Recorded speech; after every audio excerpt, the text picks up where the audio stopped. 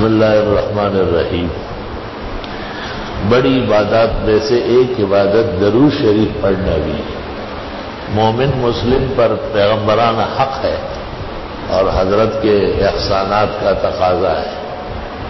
اللہ نے خود فرمایا ان اللہ و ملائکتہ یصلون علی النبی، اللہ اور اس کے فرشتے پیغمبر کو درود و سلام پیش کرتے ہیں۔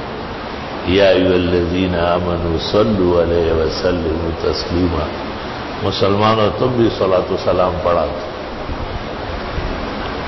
صلاۃ یہی ہے جو نماز میں ہم پڑھتے ہیں، اللہم صلی علی محمد وعلی آل محمد کما صلیت علی ابراہیم وعلی آل ابراہیم انک حمید مجید، اللہم بارک علی محمد وعلی آل محمد کما بارکت علی ابراہیم وعلی آل ابراہیم انک حمید مجید۔ اور سلام یہ ہے کہ السلام علیکم ایھا النبی ورحمۃ اللہ وبرکاتہ۔ اس کے قریب قریب کے الفاظ بھی احادیث میں وارد ہیں۔ پسندیدہ بات یہ ہے کہ جو درود و سلام نماز میں ہے یہ سب سے افضل ترین ہے، یہ پڑھا جائے۔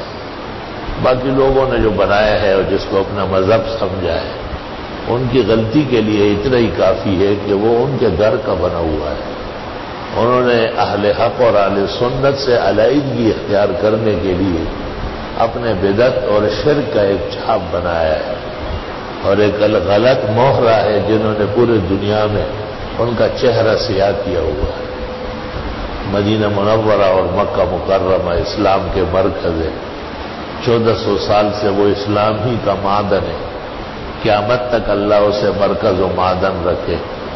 وہاں اس قسم کی چیزیں نہیں ہیں، نہ اذان سے پہلے نہ اذان کے بعد، نہ کسی وقت کھڑے ہو کر، صرف روضہ رسول پر صلاۃ و سلام ہے۔ اور درست بات یہ ہے کہ روضہ رسول پر بھی یہی صلاۃ و سلام ہے، کیونکہ محدثین کے ہاں کوئی نیا سلام وہاں ثابت نہ ہو سکا۔ 40 سال زندگی تمام کتابیں دیکھنے میں گزری ہے اور شاید 1200 سے زیادہ کتابیں درود و سلام کی دیکھی ہے۔ تمام امت متفق ہے کہ صحابہ و تابعین، فقہاء و مجتہدین، محدثین و مفسرین، اولیاء اور علماء جب روضہ رسول پر آتے ہیں تو یہی سلام پڑھتے جو نماز میں ہے، السلام علیکم ایھا النبی ورحمۃ اللہ وبرکاتہ، اللہم صلی علی محمد وعلی آل محمد کما صلیت علی ابراہیم وعلی آل ابراہیم انک حمید مجید، اللہم بارک علی محمد وعلی آل محمد کما بارکت علی ابراہیم وعلی آل ابراہیم انک حمید مجید۔